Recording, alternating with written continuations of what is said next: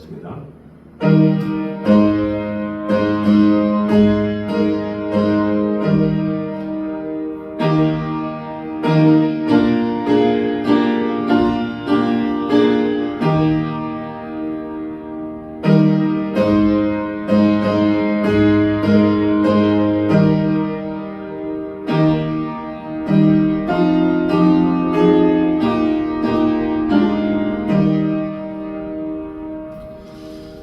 내가 여호와의 인자하심을 영원히 노래하며 주의 성실하심을 내 입으로 대대에 알게 하리이다. 내가 말하기를 인자하심을 영원히 세우시며 주의 성실하심을 하늘에서 경고히 하시리라 하였나이다. 인자하시고 성실하시고 또 모든 것 가운데 역사하시는 주님의 은혜를 찬양합니다. 오늘도 하나님의 인자하심과 또 주님의 성실하심을 오늘도 경험하며 아버지 하나님께서 주시는 은총 가운데 오늘도 새 힘을 얻고 하나님의 뜻 가운데 거하는 귀한 시간 되게 하여 주시옵소서. 예수님 이름으로 기도드립니다. 아멘. 우리 찬송가 484장 찬양하겠습니다.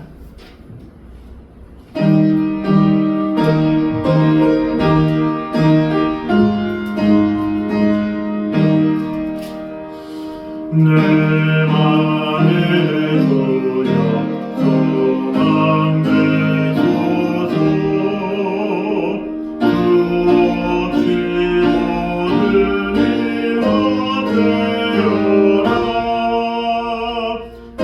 아뢰라 주님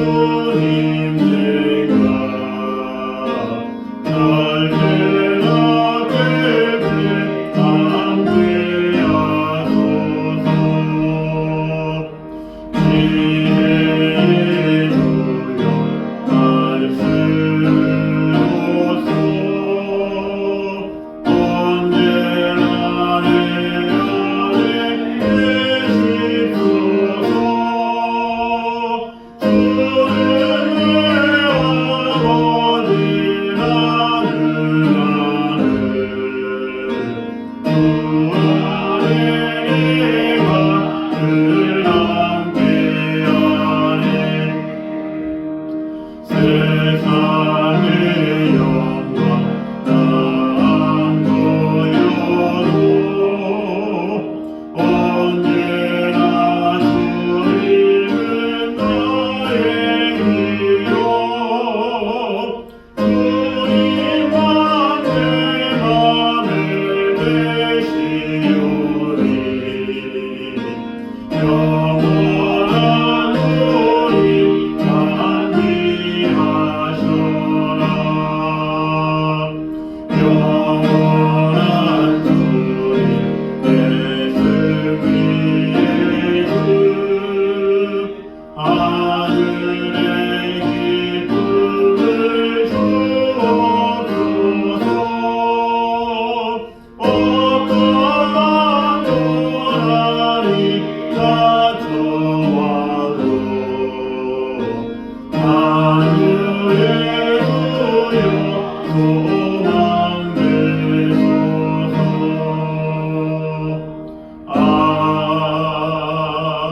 아멘.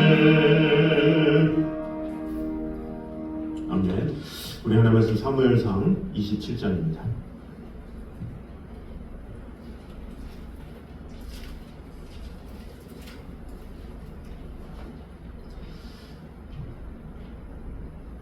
사무엘상 27장 1절에서 7절까지 말씀입니다.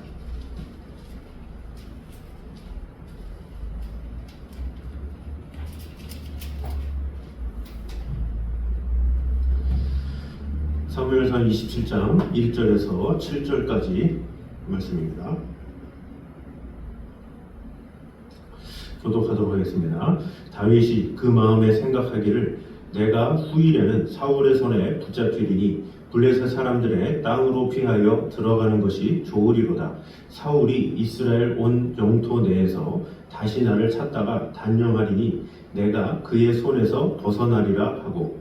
다윗이 일어나 함께 있는 사람 100명과 더불어 가드와 함께 그리스에게로 건너가니 다윗과 그의 사람들이 저마다 가족을 거느리고 가드에서 아기스와 동거하였는데 다윗이 그의 두 아내 이스라엘 여자 아히노엠과 나발의 아내였던 갈멜 여자 아비가일과 함께 하였더니 다윗이 가게에 도망한 것을 어떤 사람이 사울에게 전하며 사울이 자신의 그릇을 수색하지 아니하니라.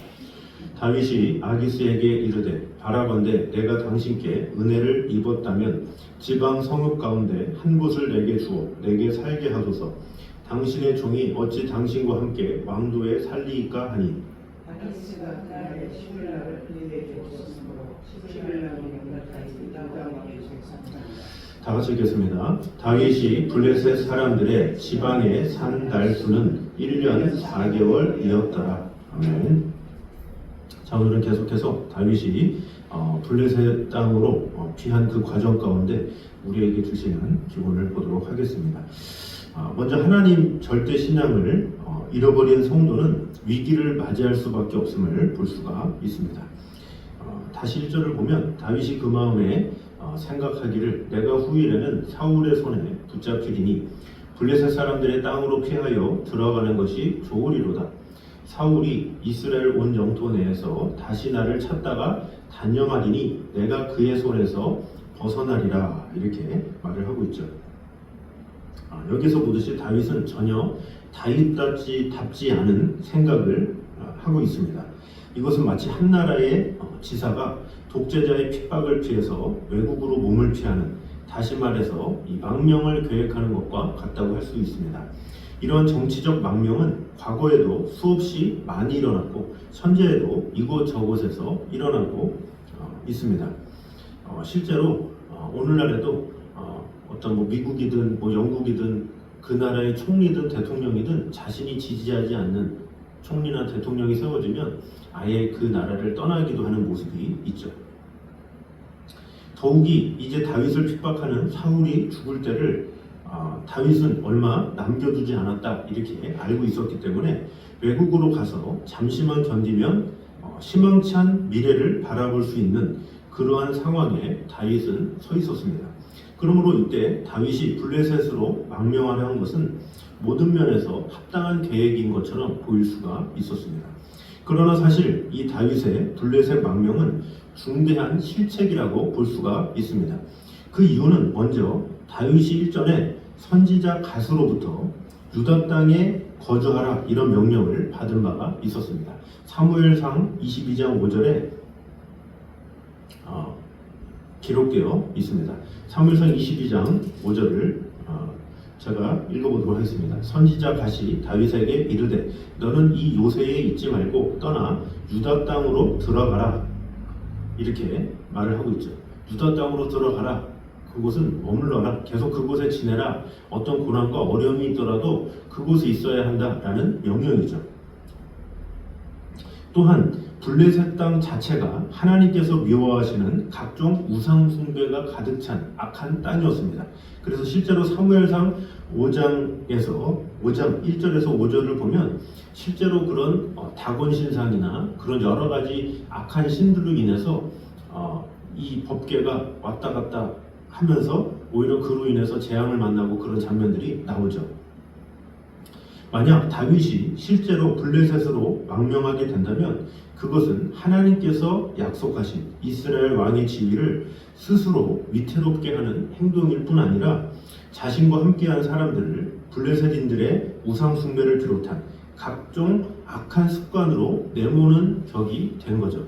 그러니까 다윗 스스로도 불순종이지만 다윗과 함께한 사람들조차도 우상 숭배에 노출시키는 그런 잘못된 일을 다윗이 하고 있다라는 것이죠. 그럼에도 불구하고 다윗은 블레셋 망명을 생각했고 또 실행했습니다. 그 이유가 무엇이겠습니까? 그것은 바로 하나님에 대한 절대 신앙을 상실했기 때문이었습니다. 10년 가까운 세월 동안 사울에게 쫓겨다닌 끝에 다윗의 믿음도 약해졌습니다. 그가 여호와는 나의 목자시니 내가 부족함이 없으리로다 이런 고백을 했었죠. 그러나 지금은 그런 하나님이 나의 목자십니다 라는 신앙을 찾아볼 수가 없게 되었습니다. 이렇게 하나님만 바라보던 다윗이 절대 신앙을 잃어버리게 되자 그는 눈을 돌려 자신을 둘러싸고 있는 환경을 바라보게 된 것입니다. 그때 그의 눈에 들어온 것은 자신을 죽이려고 쫓아오는 사울과 그의 군대였습니다. 이 위기를 피하는 것이 그에게는 가장 큰 지상 과제가 되었습니다. 그 결과 그는 자신이 어디 있든지 하나님께서 자신을 보호해 주신다라는 사실을 망각하기 시작했습니다. 내가 사망의 음침한 골짜기를 다닐지라도 해를 두려워하지 않을 것은 주께서 나와 함께 하시니라. 주의 지팡이와 막대기가 나를 안위하시나이다. 이런 고백을 했던 다윗이 1절에 지금 이런 고백을 하는 것입니다. 후일에는 사울의 손에 붙잡히리니 블레셋 사람들의 땅으로 피하여 들어가는 것이 좋으리로다. 이렇게 바뀌었죠. 그의 태도가 내가 사망의 음침한 골짜기라도 내가 가겠습니다. 이렇게 고백하던 다윗이 지금 27장 1절에는 후일에는 사울의 손에 붙잡힌다. 이것을 스스로 속단하고 그런 결론을 내리고 지금 망명길 가운데 있게 된 것이다 라는 것입니다. 그러나 다윗이 절대적인 위기라고 느꼈던 이 사울의 추적도 사실 심각한 위험이 아니었습니다. 절대적인 위기는 그가 하나님에 대한 절대 신앙을 잃고 얄팍한 인간적 지혜를 쫓아서 블레셋 땅으로 피한 뒤에 계속해서 일어나고 말았습니다. 그러니까 그가 불순종함으로 그의 불순종이 얼마나 잘못되었는가는 그 결과로 나타나게 되었다라는 것입니다. 어떻게 됐습니까? 27장 10절과 11절을 보면 다윗은 이방왕 앞에서 목숨을 위해서 거짓말을 하는 장면이 나옵니다.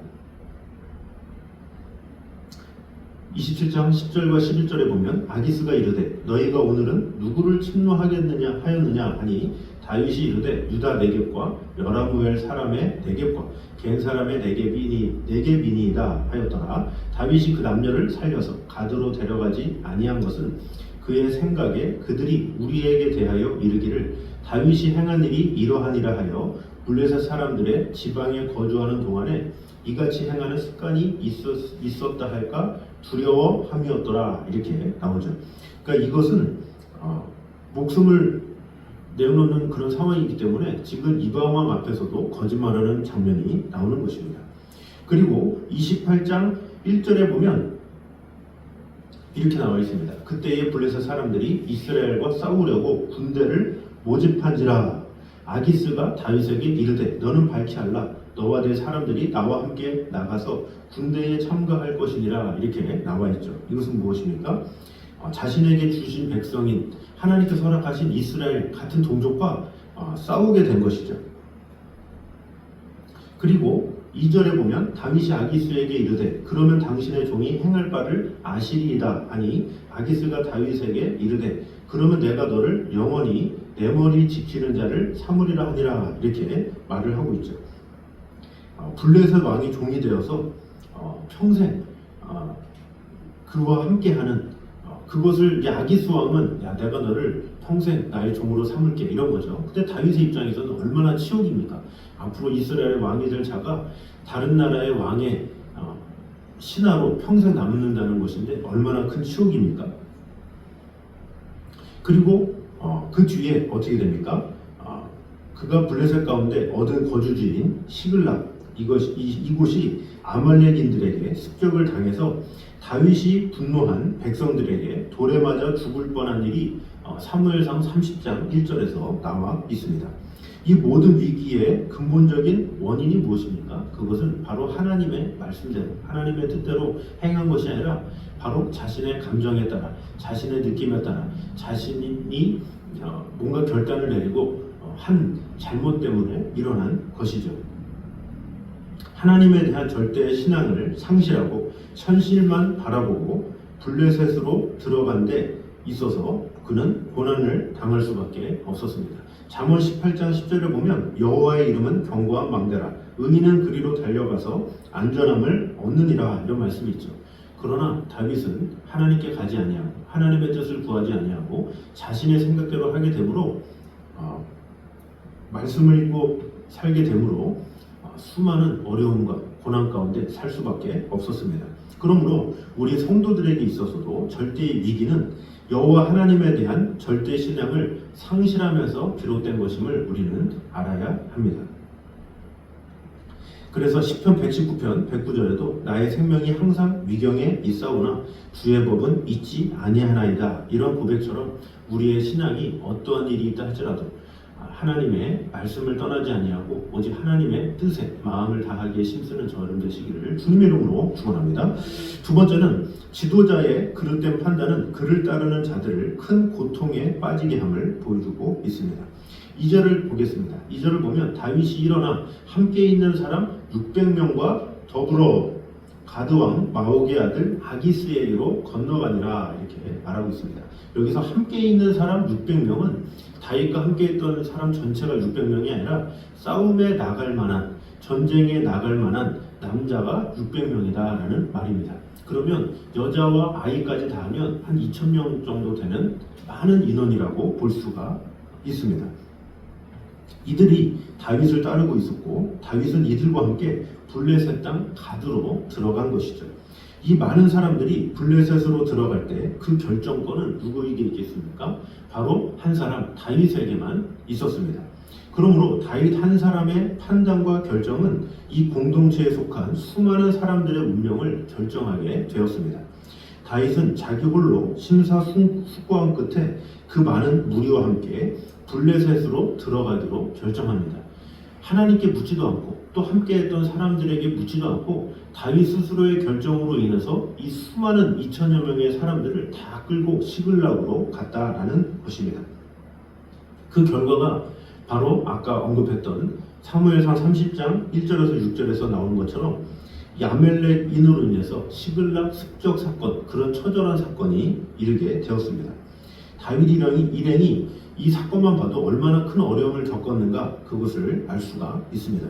다행스럽게도 약탈자들을 쫓아가 처부수고 사로잡혔던 가족들을 구해올 수는 있었지만 그러한 일을 당한 것 자체가 다윗 일행에게는 너무나도 뼈아픈 체험이었을 것입니다. 우리가 이 사실을 통해서 주목해 보아야 할 것은 블레셋으로 들어가기로 판단하는 사람은 다윗 한 사람이지만 그로 인해 벌어진 모든 사건과 거기에서 파생된 고통은 다윗을 따르는 모든 사람들이 함께 맛봐야 했었다라는 것입니다. 여기서 지도자의 책임이 얼마나 중요한가 이것을 우리는 알 수가 있습니다. 지도자 한 사람의 그릇된 판단으로 인해서 고통받는 자는 지도자 본인뿐만이 아닙니다. 그를 지도자로 세우고 신뢰하여 따르는 자들 모두가 지도자 한 사람의 그릇된 판단으로 인해서 고통을 받아야만 합니다. 이런 신뢰가 다윗에게만 나타나는 것이 아닙니다. 성경 역사는 물론 세성 역사 또 오늘날에도 항상 일어나는 일입니다. 지도자의 한순간의 결단, 그 결정으로 얼마나 잘못된 일들이 일어납니까? 한 지도자의 공산화 과정에 대한 것으로 인해서 대대손손 그 나라가 공산국가로 이루어지는 경우도 많고 잘못된 사상, 잘못된 개념, 잘못된 경제활동 이런 것으로 인해서 나라가 전체적으로 잘못되는 경우도 많습니다. 반대로 한 지도자가 깨어있게 됨으로 말미암아 그 나라가 처음에는 가난하고 힘들고 어려웠지만 그 나라가 지금은 매우 강성해지고 매우 힘있게 성장하게 되는 것도 보게 됩니다. 그러므로 무릇 지도자된 이는 자신이 이끄는 집단의 규모가 크건 작건 간에 자신이 그 집단의 운명을 책임지고 있음을 분명히 인식해야 합니다. 자기 한 사람의 그릇된 판단으로 인해 수많은 사람의 고통을 당할 수도 있다라는 사실을 항상 인식해야 한다라는 것입니다. 그러나 이것은 영적인 우리에게도 동일하게 적용되는 일입니다. 내가 두 사람과 함께 있든 5사람과 함께 있든 10사람과 함께 있든 나와 같이 있는 사람들은 나의 판단으로 인해서 결정되기 때문에 나의 판단, 나의 영성 그것이 참으로 중요하다라는 것이죠. 그래서 디모데에게 준 바울의 교훈이 이 감독의 자격에 대해서 이렇게 말합니다. 그러므로 감독은 책망할 것이 없으며 한 아내의 남편이 되며 절제하며 근신하며 아담하며 또한 외인에게서 선한 증거를 얻은 자라야 할지니 비방과 마귀의 올무에 빠질까 염려하라 이렇게 말씀합니다. 디도서 1장 5절 6절에 또 디도에게 이렇게 권합니다. 나의 명한 대로 각 성의 장로들을 세우게 하려 함이니 책망할 것이 없고 한 아내의 남편이며 방탕하다 하는 비방이나 불순종하는 일이 없는 믿는 자녀를 둔 자라야 할지니라. 이렇게 교회 지도자들을 세우는 데 있어서 까다로운 조건들을 나열함으로 인해서 온전히 세우라는 것을 말하고 있죠. 왜 그렇습니까? 그만큼 직책이 중요하기 때문이죠. 지도자의 말 한마디, 판단 하나하나는 그들만을 바라보고 있는 신앙생활하고 있는 모든 이들의 삶을 좌우할 수도 있습니다. 그러므로 교회의 지도자 된 이는 자기의 책임을 무겁게 느끼고 참된 판단자요, 지도자요, 결정권자이신 하나님의 뜻에 어긋나지 않도록 늘 마음을 다해 깨어 있어야 한다라는 것입니다. 다윗이야말로 하나님과 동행했고 하나님의 사람이었죠. 그러나 그런 영적인 사람조차도 한순간에 어려움과 고난이 닥치니까 하나님께 묻는 판단이 아니라 자기 생각대로 자기 임의대로 하는 것을 볼 때 얼마나 인간이 연약하다라는 것을 볼 수가 있죠. 그러므로 이 한두 사람의 지도자의 잘못으로 수많은 죄 없는 사람들이 함께 고통받는 그런 역사가 이루지 않기 위해서 우리는 항상 깨어있는 일이 일어날 수 있도록 또 교회 안에서든 앞으로든 언제든지 항상 하나님께서 기뻐하시는 종들이 세워질 수 있도록 마음을 다해야 한다라는 것입니다.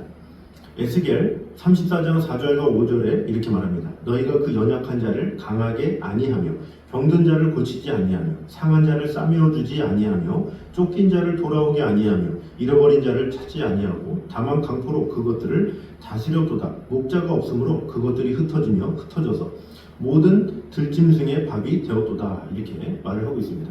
이스라엘 백성들의 그 조차가 그들이 온전히 하나님의 뜻을 따르지 않았기 때문에 그 후손들도 하나님에게 버림을 받고 또 책망을 받고 계속해서 이 하나님의 심판을 견디지 못한 그런 내용들이 나와 있습니다. 그러므로 우리 모두가 내가 온전히 깨어 있을 때 내 가정이, 내 주위가, 내가 속한 곳이 온전히 세워지리라는 믿음을 가지고 온전히 주님 앞에 깨어서 힘있게 나아가는 저여러분 되시기를 주님의 이름으로 축원합니다. 마지막 세 번째로 하나님의 종이 되기를 원치 않는 자는 사탄의 종이 될 수밖에 없음을 보여주고 있습니다. 본문 5절을 보면 다윗이 아기스에게 이르되 바라건대 내가 당신께 은혜를 입었다면 지방 성읍 가운데 한 곳을 내게 주어 내가 살게 하소서. 당신의 종이 어찌 당신과 함께 왕도에 살리이까 이렇게 말하고 있습니다. 자, 다윗이 지금 블레셋 왕인 아기스한테 이렇게 말합니다. 바라건대 내가 당신께 은혜를 입었다면 이렇게 이야기하고 있죠. 은혜를 누가 있습니까? 은혜라는 것은 하나님께만 받는 거죠. 그러나 일개 이 이스라엘 민족의 적국인 블레셋 왕에게 은혜를 달라 이렇게 말을 하고 있죠. 이 은혜라는 단어는 하나님 앞에서만 하던 거죠. 다윗이. 그런데 하나님 앞에 하던 단어를 지금 아기스 왕 앞에 하고 있는 것입니다. 그 뒤에 뭐라 그럽니까? 지방 성읍 가운데 한 곳을 내게 주어 이렇게 말을 하고 있죠. 여기서 이 지방 성읍은 이 성경 이 주석에 보면 들 가운데 이렇게 말하고 있습니다. 아주 그냥 산골이라도 아무것도 괜찮으니까 그냥 그곳에 이 거할 곳만 마련해 주세요. 이렇게 말하는 거죠. 아무래도 이스라엘의 왕의 어떤 그런 위치를 가진 앞으로 왕이 될 그런 사람인데 그가 가서 무슨 동등한 입장도 아니고 그 밑에 왕이 이렇게 있으니까 나는 그 옆에나 뭐 좀 약간만 옆으로 가게 해주세요. 이것도 아니라 들 한가운데 있게 해달라는 것은 아예 자신은 아무것도 묻거나 따지지도 않을 테니까 어디 아무데나 좀 달라고 이런 비굴한 내용을 말하고 있는 것입니다. 그리고 뒤에 뭐라 그러니까 내가 살게 하소서 다음에 당신의 종이 이렇게 이야기를 하고 있죠. 당신의 종. 지금 블레셋 왕 앞에 자신이 당신의 종입니다. 이렇게 말을 하고 있는 것입니다. 다윗이 스스로를 나타내는 호칭 또 아기스를 부르는 호칭 무엇입니까? 당신의 종 이렇게 말을 하고 있고 아기스에 대해서는 당신 이런 식으로 말을 하고 있죠. 은혜를 입은. 그래서 이 다윗은 가드왕 아기스를 자신의 주인으로 대접하고 있다는 것을 볼 수가 있습니다. 블레셋을 쳐부수고 멸망시켜야 할 다윗이 블레셋 왕의 종으로 행세하고 있는 이 비극적인 아이러니를 과연 어떻게 받아들일 수 있겠습니까? 이 모든 일의 원인은 다윗이 블레셋 땅으로 내려간 데 있었습니다. 선지자 갓을 통해서 주신 말씀을 어기고 또 유다 땅을 떠나 스스로 안전하려고 하다고 판단한 블레셋으로 들어가므로 다윗은 하나님의 말씀에 복종하는 대신에 블레셋 왕 아기스의 명령에 복종해야 하는 어처구니 없는 그런 자리에 떨어져 버렸습니다. 그런데 이러한 비극은 영적인 것도 마찬가지죠. 이 하나님은 우리에게 하나님 아니면 세상, 이 둘 중에 하나를 택하라고 말씀하셨죠. 둘 중에 하나는 일치될 수도 없고 하나가 될 수도 없다라는 것이죠. 여호수아 24장 15절에도 여호수아가 백성들에게 이렇게 말합니다. 만일 여호와를 섬기는 것이 너희에게 좋지 않게 보이거든 너희 열조가 강 저편에서 섬기던 신이든지 혹 너희의 거하는 땅 아모리 사람의 신이든지 너희 섬길 자를 오늘날 택하라. 오늘 나와 내 집은 여호와를 섬기겠노라 이렇게 말하죠. 그 여호수아가 죽음을 앞두고 나는 여호와를 섬길 거야. 너희는 택해. 둘 중에 하나야. 이렇게 말하는 것이죠. 이것도 택하고 저것도 택할 수 없어 말하는 거죠. 그럼에도 불구하고 그들이 여호수아의 말을 듣지 않죠. 그래서 사사기 뒤에 나오는 사사기에 보면 이스라엘 백성들이 하나님도 섬기고 이방신도 섬기고 그래서 하나님께서 메소포타미아를 통해서 또 블레셋을 통해서 계속해서 이스라엘 백성이 괴로워지는 내용이 나와 있습니다. 엘리야도 이 선지자들한테 바알 선지자, 아세라 선지자 또 그를 추종하는 자들에게 이렇게 말합니다. 너희가 어느 때까지 두 사이에서 머뭇하려느냐. 여호와가 만일 하나님이면 그를 쫓고 바알이 만일 하나님이면 그를 쫓을지니라 이렇게 결단하고 있죠. 결국 이 엘리야의 말을 듣고 바알을 쫓겠다는 자들은 다 죽임을 당할 수밖에 없었습니다. 그러므로 우리는 이 하나님의 종이 되기를 원치 않는 그 순간 사탄의 종이 될 수 있다는 사실을 명심하고 하나님의 종으로서 진리 안에서 참 자유를 누리든지 화려해 보이나 결국은 온몸과 영혼이 결박되어 멸망의 길로 가야만 하는 길을 택할지는 진지하게 고민하며 살아가야 한다라는 것입니다. 그러므로 이런 어느 누구에게도 속하지 않는 자유를 누릴 수 있다고 하는 자들의 강교하고 누추하고 어리석은 실용의 말에 더 이상 속지 말고 오직 그리스도의 종이 되어서 주님만을 따르고 주님만을 섬기고 이 다윗도 왕임에도 불구하고 앞으로 왕이 될 그런 하나님과 동행하는 사람임에도 불구하고 한순간 마음이 흔들려서 하나님이 아닌 우상을 따라 뭔가 자신의 생각에 따라 자신의 뜻에 따라 이런 잘못된 선택을 했을 때 이 잘못된 환경들이 또 일들이 일어났던 것처럼 우리 또한 아무리 신실하다 할지라도 우리의 신앙이 뜨겁다 할지라도 우리는 연약한 인간인 뿐임을 꼭 기억하므로 매 순간마다 하나님의 은혜가 없이는 나는 살 수가 없습니다.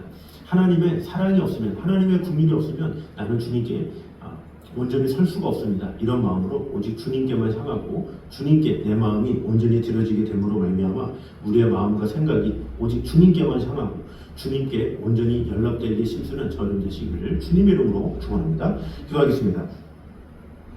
너희 자신을 종으로 드려 너희에게 누구에게 순종하든지 그 순종함을 받는 자의 종이 되는 줄을 너희가 알지 못하느냐.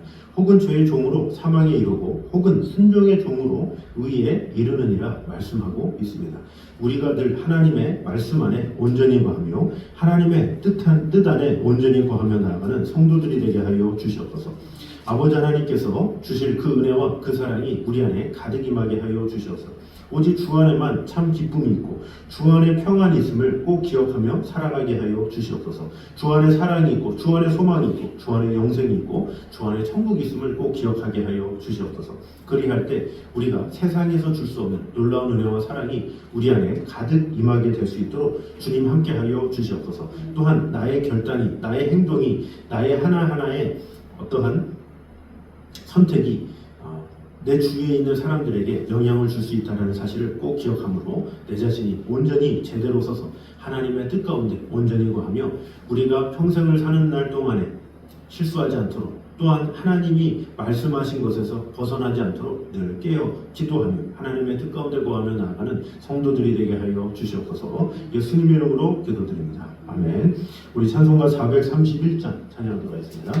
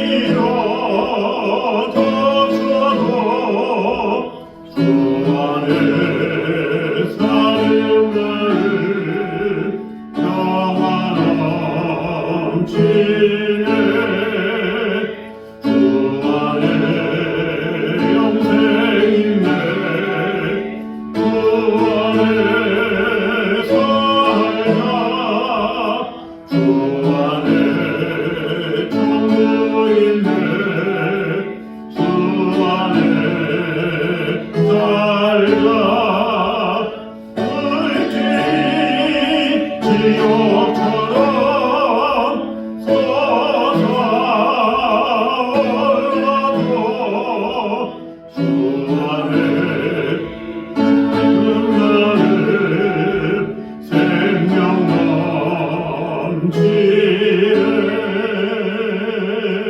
아멘. 이제는 우주 예수 그리스도의 은혜와 아버지 하나님의 무한하신 사랑과 성령님의 교통하심이 늘 우리와 함께 계심으로 말미암아 어떤 상황에서든지 하나님의 뜻에 따라 하나님의 말씀을 따라 행동하기 원하는 이 자리에 있는 모든 성도들과 가정 위에 이부터 여기까지 함께 있기를 간절히 축원하옵나이다. 아멘.